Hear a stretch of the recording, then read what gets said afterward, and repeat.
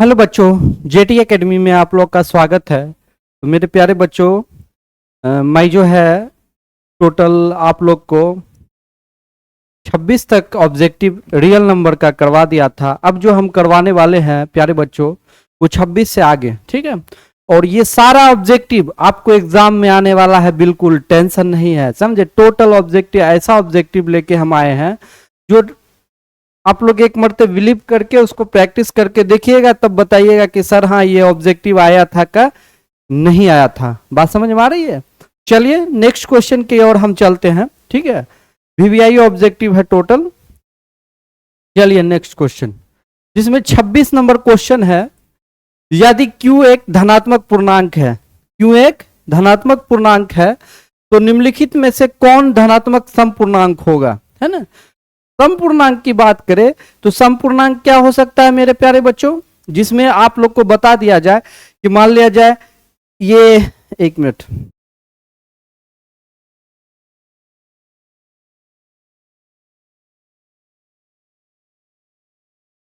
जिसमें बता दिया जाए कि ये 2Q+1 ये क्या आपको समपूर्णांक हो सकता है, नहीं हो सकता है। 2Q+3 क्या समपूर्णांक हो सकता है, नहीं हो सकता है। क्या आपको 2Q+5 समपूर्णांक हो सकता है, नहीं हो सकता है। तो बात समझ में आ रही है। तो ये 2Q जो है 2Q ये समपूर्णांक हो जाएगा। क्या हो जाएगा बाबू, समपूर्णांक, है ना। ये समपूर्णांक हो जाएगा, इसलिए इसका ऑप्शन बी रखिए, ठीक है। कोई दिक्कत। नेक्स्ट क्वेश्चन की ओर। नेक्स्ट क्वेश्चन है, देख लीजिए 27 है, ठीक है। यदि भाग एल्गोरिथम a बराबर BQ+R में b बराबर 43 है, q बराबर 31 है तथा r बराबर 32 है, तो इसको सोल्व करना है। क्या करना है बाबू, सोल्व करना है। सोल्व करके हमको बताना है कि सोल्व में क्या आ सकता है। तो चलिए सोल्व करते हैं, ठीक है। तो देखिए यहां ध्यान दीजिएगा कि BQ+R a बराबर होता है ना BQ+R। बी का वैल्यू देख लीजिए क्या 43 है, इंटू क्यू का वैल्यू देख लीजिए 31 है, अब प्लस आर का वैल्यू देख लीजिए क्या है 32 है। सबको मल्टीप्लाई करके देखिए कितना आता है। मल्टीप्लाई कीजिए बाबू जल्दी, देखिए टोटल 1356 आएगा, आंसर बी आएगा। चलिए नेक्स्ट क्वेश्चन चलते हैं। तो नेक्स्ट क्वेश्चन में सहअभाज्य संख्या, सहअभाज्य संख्या का मोशो क्या होता है। मोशो समझते हैं आप लोग, बच्चे क्लास में पढ़े होइएगा मोशो के बारे में। तो मोशो होता है, मोशो इसका पूरा नाम होता है महत्तम समाप्य वर्तक। क्या होता है, महत्तम समाप्य वर्तक, है ना। महत्तम समाप्य वर्तक मोशो, है ना। तो मोशो जो है किस सहअभाज्य संख्या का बिल्कुल मोशो 1 होता है, इसलिए ये इसका ऑप्शन हो गया 1। बात समझ में आ रही है। इसका ऑप्शन क्या हो जाएगा 1 हो गया ऑप्शन, इसको टिक कर लीजिए, ठीक है। नेक्स्ट क्वेश्चन, यदि दो संख्या का गुणनफल 2600, यदि दो संख्या का गुणनफल 2166 है, उनका मोसो होगा, मोन्स लिखा गया है यहाँ पे, मोशो कर लीजिए शॉर्ट में मोशो 19 है, तो उनका लोशो होगा, लोशो, ठीक है। लोशो क्या होगा, बात समझ में आ रही है। तो दो संख्या का गुणनफल पहले निकालिए, दो संख्या का गुणनफल बराबर क्या होता है, लोशो इंटू मोशो, ठीक है। लोशो इंटू मोशो। दो संख्या का क्या होगा 2166 होता है, और लोशो देख लीजिए क्या है, कुछ है नहीं है, लोशो नहीं है। तो लोशो निकालना है भाई, तो लोशो इंटू मोशो देख लीजिए क्या 19 है, 19 हो जाएगा। तो लोशो हमको निकालना है, तो लोशो बराबर क्या हो जाएगा 2666 होगा, 2666 अब बट्टे 19, ठीक है। इसको काटना है तो काट दीजिए, 114 आ जाएगा। 114 ऑप्शन सी सही हो जाएगा, ठीक है। क्या हो जाएगा बाबू, ऑप्शन सी करेक्ट आंसर हो जाएगा। बात समझ में आ रही है। चलिए नेक्स्ट क्वेश्चन की ओर चलते हैं, ध्यान दीजिए। 30 नंबर है ना, 30 नंबर क्वेश्चन देख लीजिए, बहुत ही अच्छी क्वेश्चन है, जिसमें ए बराबर देख लीजिए बाबू दिया हुआ है 2 पे पावर क्यू, बी बराबर इंटू 3 इंटू 5 ये दिया हुआ है, और बी बराबर देख लीजिए दिया हुआ है 2 पे पावर 4 इंटू 5 इंटू 7 दिया हुआ है। अब एक चीज बताते, ए और बी दोनों का अगर सिस्टम हम लिखेंगे तो ऊपर जो है मैक्स कहलाएगा, क्या कहलाएगा बाबू, मैक्स, यानी ए मैक्स यानी 3 4 दोनों का कॉम्बिनेशन का होता है मल्टीप्लाई। बी पर देख लीजिए क्या है, बी पर देखिए तो बी पर क्या है 5 पे पावर 1 है ना, एक मिनट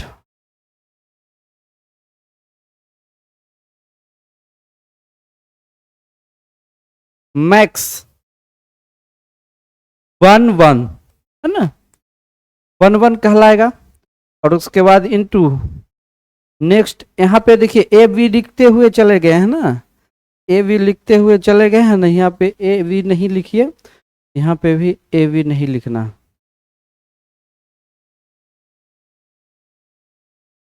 यहाँ पे 2 लिख दीजिए, यहाँ पे 5 लिख दीजिए, इंटू यहाँ पे 7, तो मैक्स 1 1 ठीक है।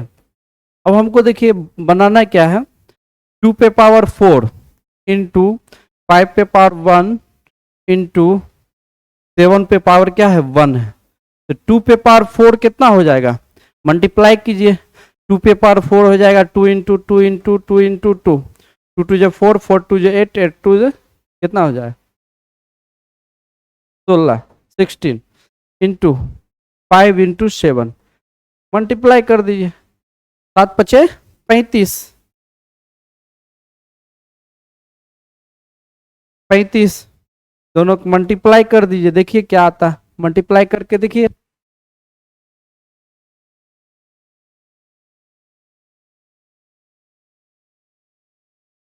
सोलह सौ ये आएगा 80, बात समझ में आ रही है। चलिए नेक्स्ट है, यदि m एक धनात्मक पूर्णांक है तो धनात्मक विषम पूर्णांक क्या होगा, तो इसमें से देखिए विषम पूर्णांक क्या होगा, तो विषम पूर्णांक जो है आपका ये तो नहीं होगा, ये भी नहीं होगा, ये नहीं होगा, ये होगा, बात समझे, यही हो गया आपका आंसर। नेक्स्ट क्वेश्चन चलिए, निम्नलिखित में से कौन सी अभाज्य संख्या है, अभाज्य संख्या कौन हो सकता है भाई, इसका देखिए चेहरा ही झलक रहा है, इसी को हम कहते हैं अभाज्य संख्या, क्या कहते हैं, अभाज्य संख्या कहते हैं, बात समझ में आ रही है। नेक्स्ट क्वेश्चन चलिए, निम्नलिखित में से कौन सा अपरिमेय संख्या है, अपरिमेय संख्या कौन हो जाएगा बाबू 33, ध्यान दीजिए, निम्नलिखित में कौन अपरिमेय संख्या हो सकता है, ये तो नहीं हो सकता है, ये भी नहीं है हो सकता है, ये भी नहीं हो सकता है, ये चेहरा दिख रहा है ना 33 का, डायरेक्ट नहीं, आपको √3 एक अपरिमेय शक्ति है, देखिए अपरिमेय संख्या में जो आता है ना पाई एक अपरिमेय संख्या है, पाई एक अपरिमेय संख्या है, और उसके बाद देख लीजिएगा तो √5 अपरिमेय संख्या, √3 अपरिमेय संख्या, √7 अपरिमेय संख्या, √13 अपरिमेय संख्या, √17 अपरिमेय संख्या, ये सब अपरिमेय संख्या है। तो अपरिमेय संख्या का हम डिफिनेशन भी आपको बता चुके हैं कि वैसा संख्या जो p/q के फॉर्म में नहीं लिखा जाए, है ना, p/q के फॉर्म में नहीं लिखा जाए, और q 0 के बराबर एकदम नहीं होगा, क्योंकि q एक इंटीजर है, क्या है, q बराबर इंटीजर है, तो इंटीजर जो है पूर्णांक है, क्या है बाबू, पूर्णांक, q 0 के बराबर नहीं होगा, क्यों नहीं होगा, क्योंकि अगर मान लिया 4 है नीचे में 0 दे दीजिएगा तो 0 ही हो जाएगा, अगर मान लिया 3 है नीचे में 0 दे दीजिएगा 0 ही हो जाएगा, इसलिए ये सारे नंबर्स जो है बाबू क्या है, अपरिमेय संख्या, बात समझ में आ रही है। चलिए नेक्स्ट क्वेश्चन की ओर हम पढ़ते हैं, 34 में देखिए बहुत अच्छा सवाल है, क्लास 10th वाले बच्चे बिल्कुल ऑब्जेक्टिव आप लोग जो है ध्यान से देखिए, और आपके जितने भी साथी हैं, है ना, आपके जितने भी फ्रेंड्स हैं, उन लोग को भी शेयर कीजिए ताकि उन लोग का भी हेल्प हो जाए। एकदम आप लोग बिल्कुल आराम से, कोई दिक्कत नहीं है बाबू, बढ़िया से पढ़ाई कीजिए, ठीक है। चलिए क्वेश्चन की ओर चलते हैं। 144 के अभाज्य गुणनखंड में 2 का घातांक क्या होगा? तो 144 है ना, तो 2 से कीजिए, 2 से 2 दूनी 4, 2 तिया 6, 2 छके 12, 2 एकम 2, 2 8 16, 2 नमा 18, 3 तिया 9। बात समझ में आ रही है? अब देखिए 2 का बोल रहा है घातांक 1 2 3 4, ये 4 है ना, 2 पे पावर 4 होगा, 2 का ही पूछ रहा है, तो यही सी हो जाएगा आंसर। चलिए नेक्स्ट क्वेश्चन देखिए, निम्नलिखित में से कौन सा परिमेय संख्या है? बाबू परिमेय संख्या कौन हो सकता है? डायरेक्ट एक ठोक दो, बाकी ई भी नहीं होगा, ई भी नहीं होगा, ई भी नहीं होगा। बात समझ में आ रही है? चलिए नेक्स्ट क्वेश्चन चलते हैं। निम्नलिखित में से कौन सा अभाज्य संख्या है? अभाज्य संख्या निम्नलिखित में से कौन हो सकता है? आप सी को कर दीजिए, ये भी तो नहीं होगा, ये भी नहीं होगा, ये भी नहीं होगा, सी आंसर इज करेक्ट, है ना। करेक्ट आंसर जो आपका होगा वो सी होगा। तो सी ही जो है ना क्या होगा? अभाज्य संख्या हो सकता है, अभाज्य संख्या होगा। बात समझ में आ रही है? चलिए नेक्स्ट क्वेश्चन की ओर चलते हैं। निम्नलिखित में से किसका दशमलव प्रसार अशांत होगा? निम्नलिखित में से किसका दशमलव प्रसार अशांत, टर्मिनेटिंग और नॉन टर्मिनेटिंग, है ना।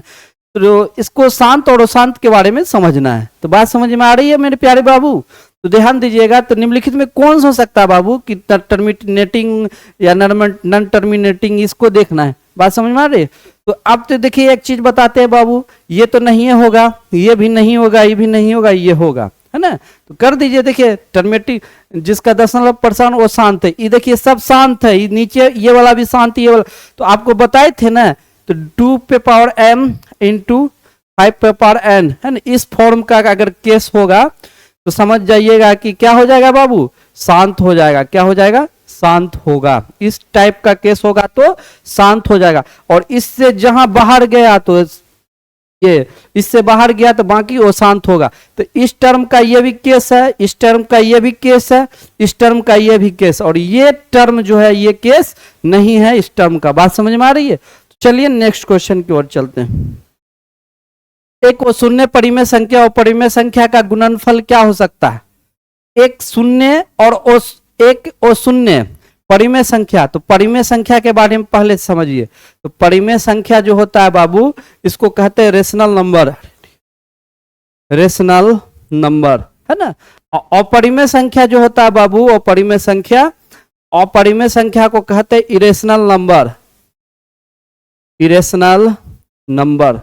तो रेशनल नंबर की बात करें तो वैसा संख्या जैसे p/q के फॉर्म में लिखा जा सकता, जैसे p/q के फॉर्म में लिखा जा सकता, और लेकिन q 0 के बराबर नहीं होगा, क्योंकि q जो है क्या है बाबू? इंटीजर है। क्या है? इंटीजर है, पूर्णांक है। बात समझ में आ रही है? अब देखिए परिमेय संख्या के बारे में आप समझ गए होंगे। चलिए अपरिमेय संख्या के बारे में समझते हैं। इसको मिटाना पड़े थे, अरे यार पूरा चल गया जी। अब आइए इसको मिटाते हैं।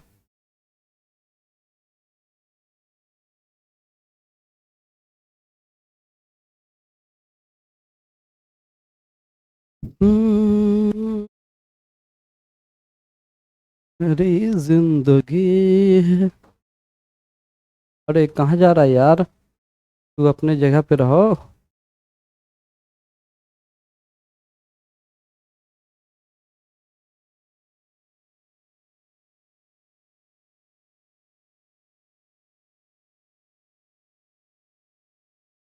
तो बात समझ में आ रही है बाबू?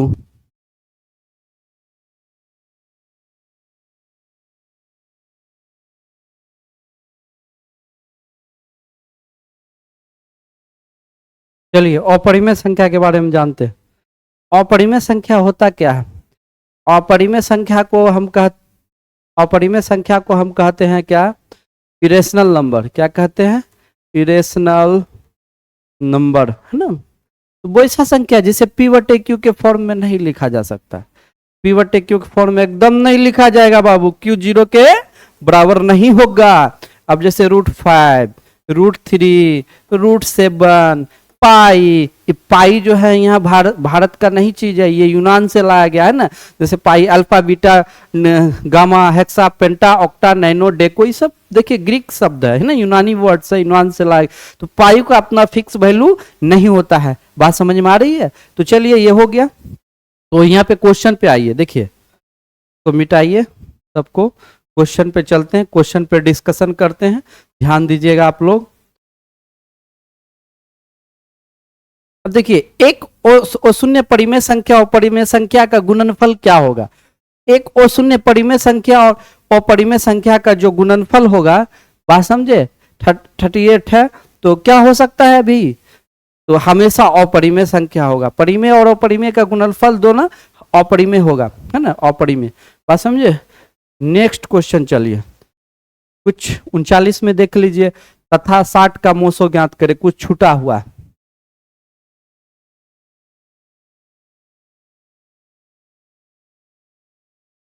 उनचालीस नंबर क्वेश्चन है, 45 और 60 का मोशो बोल रहा है ज्ञात करने के लिए। 45 लिखिए बाबू, 45 है, 45 तथा 60, तो 45 60 का मोशो निकाल दीजिए। 45 देख लीजिए क्या, 5 से 15, 5 नमा 45 हो जाएगा, 3 तिया 9 हो जाएगा। तो 5 इंटू 3 इंटू 3, ठीक है, 60 है। 60 का क्या हो जाएगा, 2 से करिएगा 30, 2 से करिएगा 15, 3 पचे 15। इसको लिखिए यहाँ पे 2 इंटू 3 इंटू 5। अब देख लीजिए प्यारे बाबू, यहाँ पे देख लीजिए मिल रहा है, और कहीं मिल रहा है, 5 यहाँ भी मिल रहा है, 5 यहाँ भी मिल रहा है, तो मोशन निकालना है। ये सब बउआ वाला क्वेश्चन है। 5 इंटू 3, तो 3 पचे 15, क्या 15 ऑप्शन है, देख लीजिए तो डी नंबर ऑप्शन है, इसलिए डी नंबर ऑप्शन करेक्ट हो जाएगा। नेक्स्ट क्वेश्चन चलिए,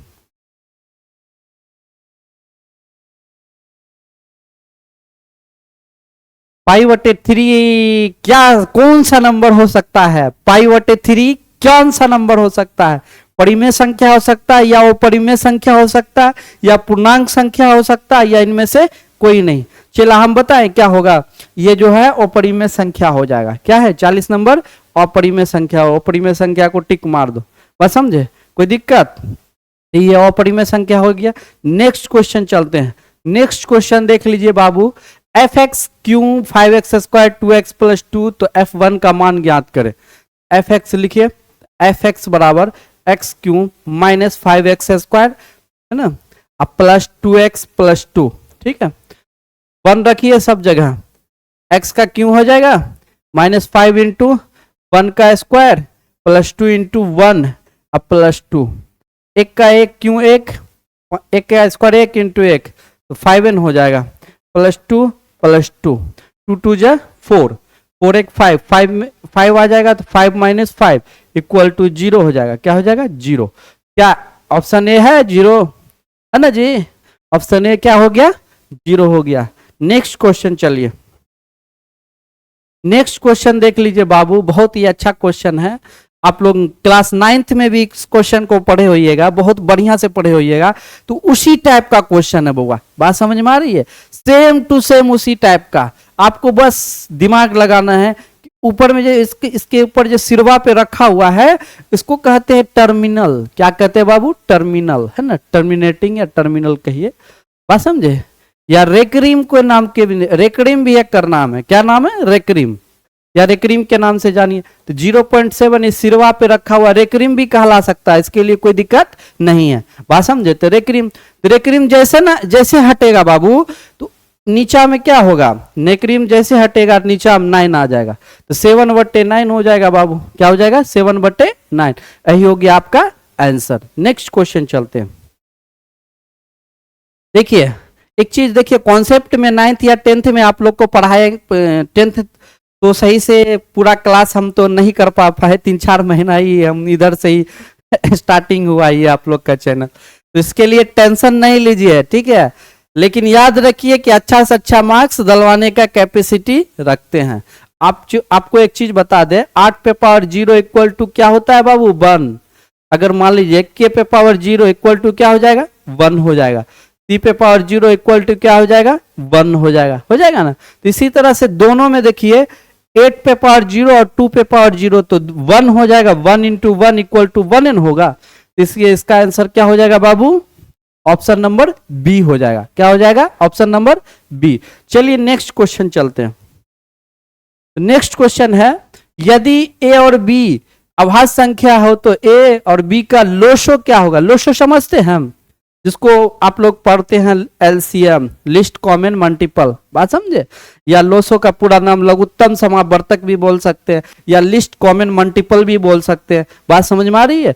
तो अब देखिए यहाँ पे क्वेश्चन में है ए और बी अभाज्य संख्या, कौन संख्या बाबू, अभाज्य संख्या है, और ए और बी का लोशो ज्ञात कीजिए। यानी लोशो का मतलब एलसीएम इसका ज्ञात करना। तो एलसीएम ज्ञात करेंगे तो क्या हो जाएगा, सीन हो जाएगा। लोशो, अगर किसी चीज का लोशो निकालते हैं तो उसको लास्ट में मल्टीप्लाई करते हैं। तो ए बी का निकालना, तो ए बी को लास्ट में क्या कर लेंगे, दोनों को मल्टीप्लाई करेंगे तो ए बी हो जाएगा मेरा परफेक्ट आंसर। बात समझ में आ रही है। चलिए नेक्स्ट क्वेश्चन। नेक्स्ट क्वेश्चन है, निम्नलिखित में से कौन अभाज्य संख्या है। इसमें से देखिए कौन अभाज्य संख्या नजर आ रहा है। हमें तो क्वेश्चन आंसर बी लग रहा है। आंसर बी, देखिए कितना इजी बोर्ड का आपको पूछता है। सब क्वेश्चन पूछने वाला क्वेश्चन है, सब देखिएगा आप लोग, पीछे जो है सब पूछा हुआ है, बहुत बेहतरीन क्वेश्चन, और आने वाला भी कितना क्वेश्चन है। तो देख लीजिए क्या 23 हो जाएगा। ये नहीं होगा, ये भी नहीं होगा, ये भी नहीं होगा, तो ऑप्शन क्या हो जाएगा, B. B is right answer. बात समझ में आ रही है, इसलिए इसका आंसर 23 होने जा रहा है। चलिए नेक्स्ट क्वेश्चन चलते। 46 नंबर है, निम्नलिखित में से कौन सा परिमेय संख्या है। तो परिमेय संख्या कहते किसको है बुआरे, अभी तोरा बताए थे ना। तो परिमेय संख्या कहते हैं वैसा संख्या जैसे पी बटे, है ना, वैसा संख्या पी बटे क्यू के फॉर्म में लिखा जाए, क्यू 0 के बराबर नहीं होगा। तो परिमेय संख्या, ये तो अपरिमेय संख्या है, ये भी अपरिमेय संख्या है, ठीक है, ये भी अपरिमेय संख्या। लेकिन सी वाला आंसर, अब बोलिए केना सर, ये केना हो गया, यहाँ ये परिमेय संख्या। तो तोरा बताए हैं, चलो यहाँ ध्यान दो, 2 बटे √3, तो √3 कैंसिल भागलो न बउआ रे, तो बच गलो 2, नीचा में कुछ नहीं तो 1, तो कितना पी बटे क्यू के फॉर्म में आ गए।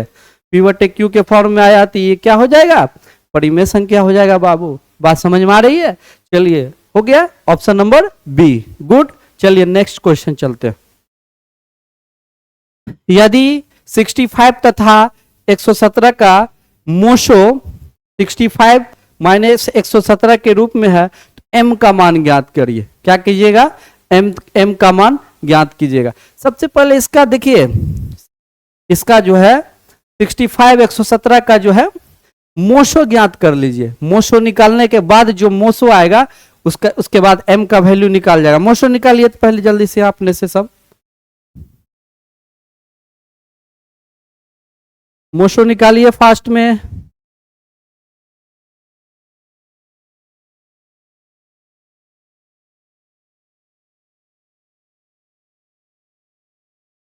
निकलेगा एचसीएफ। देखिए एचसीएफ क्या, 117, 65 और 117 का निकालना है ना, 65 और 117 का मोशो, 65 100, अरे यार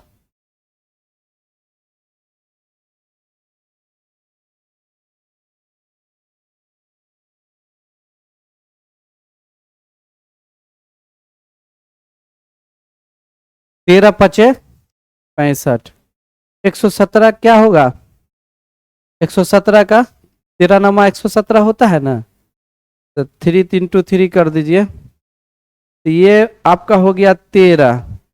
जो एससीएफ में केवल जो मिलता है वही ना कहलाता है, ये 13 निकल गया। अब 13 निकला है ना, इसको आप मल्टीप्लाई करिए तो मोशो बराबर क्या होगा, पहली संख्या और माइनस दूसरी संख्या कर दीजिए। मोशो बराबर, अरे यार देखिए थोड़ा जगह कम है, ये 13 हो गया, इसको थोड़ा हम मिटा देते हैं। अब ध्यान दीजिएगा, यहाँ फिर सॉल्यूशन भी नहीं करना है बउआ रे, ध्यान दीजिए। तो मोशो बराबर 65 m माइनस 17, 117, तो मोशो क्या निकला, 13 निकला है ना। 13 निकला। अब देखिए बुआ, ये तो 13 निकल गया, तो 13 निकला, तो अब देखिए 117 को यही पार कर दीजिए, है ना।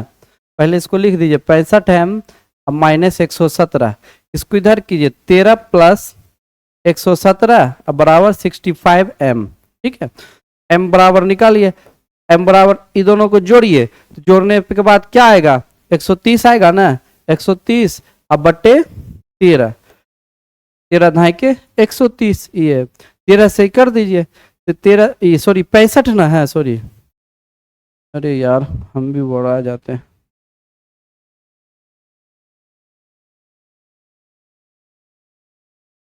65 दूनी 130, तो यहाँ 2 हो गया ऑप्शन, बात समझे। पहले इसका मोसो निकाले, मोसो बराबर 65 अब माइनस 117 कर दिए, तो मोसो तो 13 ही है बुआ। अब देखिए 13 है, ये 117 को इधर लाइए, तो दोनों को जोड़ दीजिए, जोड़िएगा तो 130 हो जाएगा, 65 से भाग दे दीजिए, 2 बार में आएगा आंसर, ऑप्शन बी भी मिल गया। नेक्स्ट क्वेश्चन चलिए। अब देखिए नेक्स्ट क्वेश्चन में है कि 2, 10 और 20 के लोशो और मोशो का अनुपात क्या होगा। एक मरते क्वेश्चन मिला लीजिए, क्वेश्चन कुछ डाउट लग रहा है बाबू। 48 है क्वेश्चन, 48 कहां से आ गया भाई यार।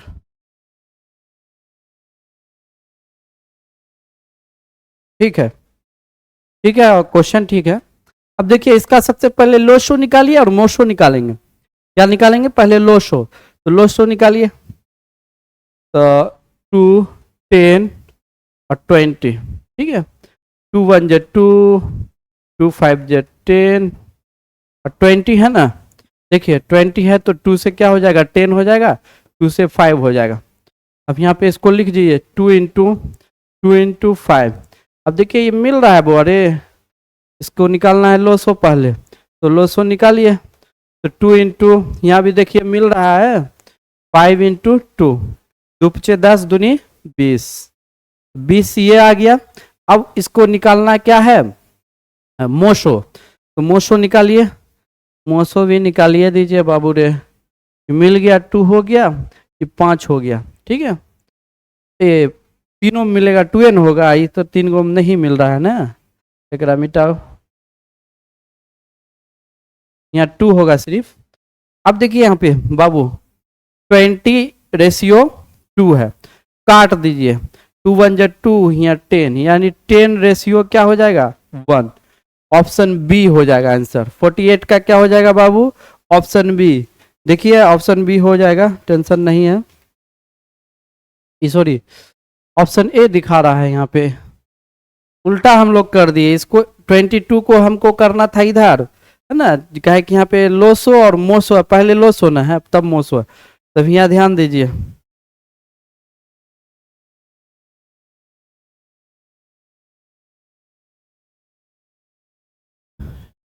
टू रेशियो 10 हो जाएगा, 2 1 जा 2, ये 20 है तो 10 हो जाएगा, 1 है हो जाएगा ऑप्शन, कर लीजिएगा समझ जाएगी, बाकी समझ गए होंगे आप लोग। अब नेक्स्ट क्वेश्चन चलिए, सबसे छोटी भाज्य संख्या और सबसे छोटी अभाज्य संख्या का मोसो कितना होगा। सबसे छोटी भाज्य संख्या और सबसे बड़ी अभाज्य संख्या का मोसो क्या हो सकता है, क्या होगा बाबू, अरे 21 होगा, मार दो आंख बंद करके एक, बात समझ में आ रही है। नेक्स्ट क्वेश्चन चलिए, दो लगातार संख्या का मोसो क्या होगा, दो लगातार संख्या का मोसो क्या हो सकता है, 50, दो लगातार संख्या का मोसो क्या हो सकता है 51 होगा, एक होगा ना, कोई सी लगातार संख्या ले लो, देखो लेके, अगर मान लीजिए हम 3 4 लेते हैं, इसका मोसो क्या हो जाएगा, देख लीजिए, अगर 5 6 लेते हैं लगातार, देखिए इसका मोसो क्या होगा 51 होगा, अगर 7 और 8 देख लीजिए, इसका मोसो क्या होगा 51 होगा, तो दो लगातार संख्या का मोसो क्या हो जाएगा बाबू, 1 हो जाएगा, बात समझ में आ रही है। नेक्स्ट क्वेश्चन चलिए, नेक्स्ट क्वेश्चन है, देख लीजिए कि 500 5005 5005, ठीक है, में कितने अभाज्य गुणनखंड हो गए, 13 17 19 यही होगा, ये किताबी क्वेश्चन है, आप लोग जानिए रहे, 13 17 19 23 4 में ऑप्शन मार दीजिए गुणनखंड करके, बात समझ में आ रही है। तो 4 हो जाएगा आंसर। नेक्स्ट क्वेश्चन चलिए, कितने दो अंकों की संख्या 3 से विभाज्य होगी? कितने दो अंकों की संख्या 3 से विभाज्य होगी? दो अंकों का कितना संख्या 3 से विभाज्य होगी? तो 52। तो 3 से पहला संख्या क्या हो जाएगा? 12 है ना, हो जाएगा। पहली संख्या क्या हो जाएगा? 12। और लास्ट पहली संख्या 12 हो जाएगा। 3 से विभाज्य, इसको लिख दीजिए 3 से विभाज्य। और 3 से सबसे लास्ट विभाज्य जो होगा, 3 से विभाज्य अंतिम संख्या। अंतिम संख्या क्या हो जाएगा बाबू? अंतिम संख्या 3 से कितने अंकों का अंतिम संख्या क्या हो जाएगा? 99 हो जाएगा। तो 99 हो जाएगा। तो ए बराबर क्या होगा? 12। ये सब क्वेश्चन एपीआर का है, बात समझे। और एल बराबर क्या हो जाएगा? 99। एल बराबर क्या हो जाएगा? 99। तो हमको निकालना क्या है? एल बराबर फार्मूला होता है, एल बराबर A plus N minus 1 into D, ये फार्मूला होता है। इस डी का वैल्यू निकाल दीजिएगा। तो डी का वैल्यू निकलेगा कितना? 2 एन निकलेगा। क्या है कि एल बराबर 40, एल बराबर क्या हो जाएगा? यार क्या हो गया? एल बराबर क्या हो जाएगा? ए बराबर तो 1 हो जाएगा ना, ए बराबर 1 हो जाएगा। क्या हो जाएगा बाबू? 1। और उसके बाद एल बराबर क्या हो जाएगा? एल बराबर 49 हो जाएगा, बात समझे। और उसके बाद डी बराबर निकालना है, तो डी निकाल दीजिए। तो डी बराबर तो ऑलरेडी 2 हो जाएगा ना, 2 हो जाएगा। इस पे फार्मूला कर दीजिए। तो एल का वैल्यू क्या हो जाएगा? एल का वैल्यू देखिए 99 है। 99 अब प्लस, अरे यार तबीयत जो खराब है ना, माइंड बहक रहा है। 99 बराबर ए का वैल्यू देख लीजिए क्या है? 1 है। 1 प्लस एन का वैल्यू है, एन का वैल्यू नहीं है, एन माइनस 1। और डी का वैल्यू 2 है। बात समझ में आ रही है? अब देखिए इधर इसको करेंगे, इधर जाएगा, क्या हो जाएगा? माइनस हो जाएगा कि प्लस हो जाएगा? है माइनस न होगा या प्लस? अगर ये जो है टोटल इधर आएगा तो एल का वैल्यू तो 99 नहीं है, 48 है, सॉरी।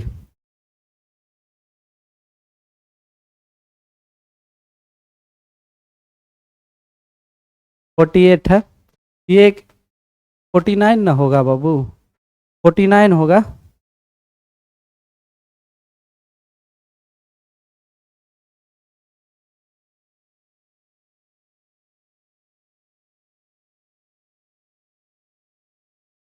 फोर्टी नाइन से 48 बच जाएगा ना, 2 से मल्टीप्लाई कर दीजिए।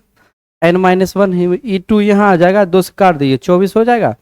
एन माइनस 1 हो जाएगा, तो एन बराबर 24 प्लस 1, एन बराबर 25, 25 हो जाएगा। तो 25 ऑप्शन में है, ऑप्शन ए। बात समझे। नेक्स्ट क्वेश्चन चलिए। नेक्स्ट में है, दो संख्या का गुणनफल इतना है, उसका मोसो इतना है, तो लोसो ज्ञात करना है। तो दो संख्या का गुणनफल लिख दीजिए, दो संख्या का गुणनफल। तो दो संख्या का गुणनफल क्या हो जाएगा? मोसो गुने मोसो इंटू लोसो। दो संख्या का गुणनफल क्या है बाबू? ध्यान दीजिएगा आप लोग, कहीं नहीं और ध्यान मत दे दीजिएगा। दो संख्या का क्या होगा? 86, 70। अब मोसो देख लीजिए 17 है, इंटू लोसो। ठीक है, तो लोसो निकालना है। क्या निकालना है भाई? लोसो। तो लोसो निकाल दीजिए। 86 और 70, 17 से भाग दीजिए, भाग दीजिए जल्दी, कितना होता है?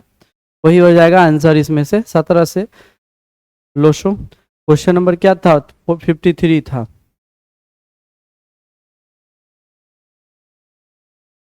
क्या होगा?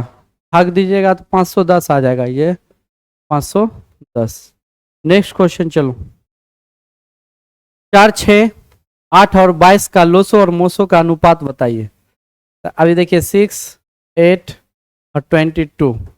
तो 2 3 जो 6, 2 2 जो 4, 2 जो 8 और 2 से 11 हो जाएगा ना।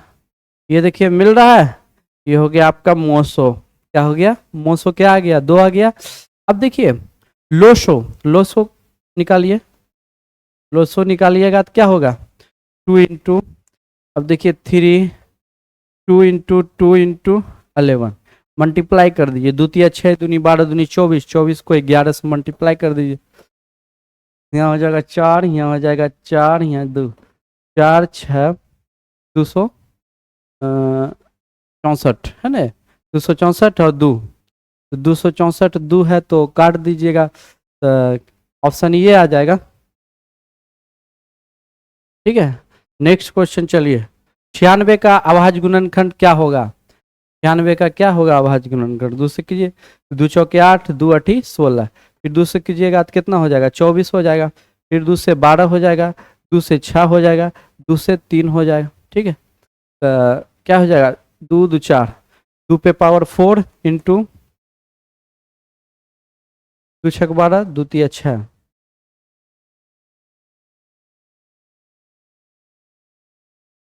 ऑप्शन तो इसका गलत आ रहा है। 2 चौके 8, 2 8 16, 2 2 4, 2 चौके 8, 2 1 2, 2 4, 2 6 12, 2 3 6, तो 2 2 4, 2 8 16, 2 32 दिया, 32 दिया 96। ठीक तो है।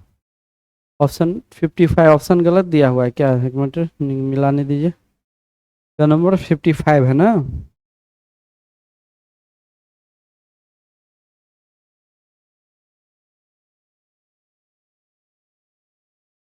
सी दिया हुआ है। ठीक है, सी 2 पे पावर 5 है, 3 2 5, हाँ हम वो बढ़ आगे। 2 पे पावर क्या है? 5 है। 2 पे पावर 5 इंटू 3 हो जाएगा, तो ऑप्शन सी हो जाएगा आंसर। क्या हो जाएगा बाबू? Option C. नेक्स्ट क्वेश्चन देख लीजिए। नेक्स्ट क्वेश्चन है कि 0.3 का परिमेय रूप में लघुहन कीजिए। तो 0.3 क्या हो जाएगा? 0.3 है, पॉइंट उड़ाइएगा तो 10 हो जाएगा, तो 3/10 हो जाएगा। यही हो गया आंसर। नेक्स्ट क्वेश्चन देख लीजिए। नेक्स्ट है 7 + 3 + 2 रूट क्या है? अपरिमेय संख्या है। नेक्स्ट क्वेश्चन देख लीजिए। निम्नलिखित में से कौन परिमेय संख्या है? परिमेय संख्या कौन होगा? ध्यान दे दीजिए, परिमेय संख्या क्या होगा? ये हो जाएगा। नेक्स्ट क्वेश्चन देख लीजिए। 0 और 50 के बीच विषम संख्या की संख्या कितना होगा? 25 होगा टोटल। वही वाला फार्मूला यूज कर लीजिएगा, है ना। 0 से 50 के बीच, है ना, 0 से 50 के बीच विषम संख्या, तो 25 को सम, 25 को विषम, 25 25। नेक्स्ट 5 15 और 20 का लोसो और मोसो का अनुपात क्या होगा? कीजिए, 5 15 और 20, 5 एकम 5,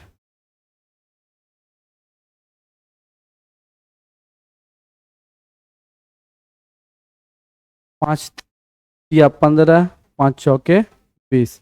देखिए मिल रहा है, सब मिल रहा है, तो ये मोसो निकल गया। क्या निकल गया? मोसो 5 हो गया। लोसो निकालिए। लोसो क्या हो जाएगा?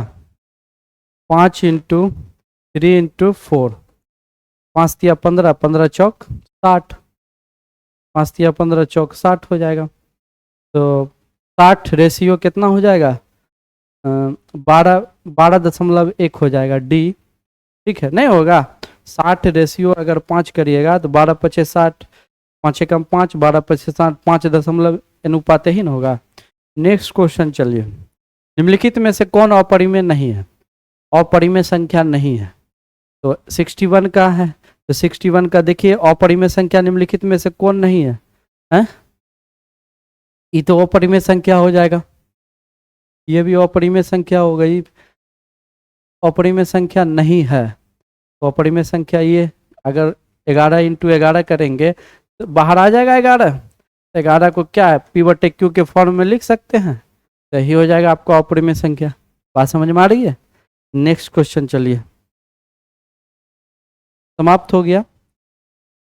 62 तक किया बाबू, 62 है ना। एक और क्वेश्चन है। दो संख्या ए और 18 का लोसो 18 का लोसो 36 मोसो 2 है। ए का मान ज्ञात कीजिए। तो क्या कीजिएगा? 62 आपने से बना के देखिए तो बनेगा आप लोग का। लास्ट क्वेश्चन है। a × 18 कर दीजिए, a × 18 अब बराबर क्या है? लो, a × 18 कर दिए, 36 और क्या है? 2 है। अब इसको सोल्व कर लीजिए, सोल्व कीजिए ना। 18 को इसकी जगह तो 18 एक होगा और 36 दूनी कितना हुआ 72, 18 चौक 72। ए बराबर क्या हो जाएगा 4 हो जाएगा, ए बराबर 4, तो सी ऑप्शन हो जाएगा इसका करेक्ट। बात समझ में आ रही है?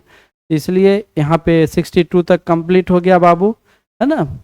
ये 60 पहला सेट कंप्लीट हो गया। अब दूसरा सेट लेके आएंगे ऑब्जेक्टिव का। सारे बच्चे ध्यान दीजिएगा, एकदम बिल्कुल आराम से, कोई दिक्कत नहीं। ऑब्जेक्टिव कीजिए, रिजल्ट बनेगा, ठीक है।